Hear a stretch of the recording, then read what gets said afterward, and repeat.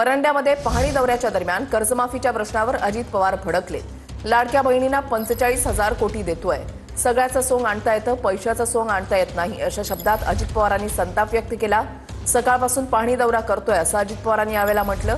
शेतकऱ्यांचं दुःख आम्हालाही कळतं असं अजित पवारांनी पुढे म्हटलेलं आहे।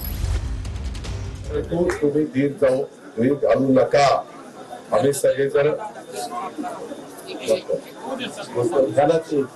मुख्यमंत्री आम्हाला कळतंय ना, आम्ही काही तर गोटे खेळायला आलोय। एवढं ना सकाळी 6ला सुरू केलं बा आम्ही करमळ्याला, म्हणजे जे काम करताना त्याचीच मारा बरं होता।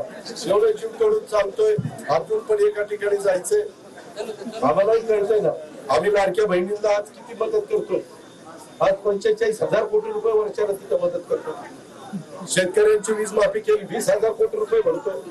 इथं साधू वाल्ला माझा कार्यकर्ता यांनी मला रात्री फोन केला की दादा असं असं इथं परांड्यामध्ये झाले, भूम मध्ये झाले, पाणी आले, लोक अक्षरशः घाबरून गेली। इथनं मी सूत्र फिरवून मी तुम्हाला एक गोष्ट सांगतो, सगळी सोंग करता येतात, पैशाचं सोंग करता येत नाही।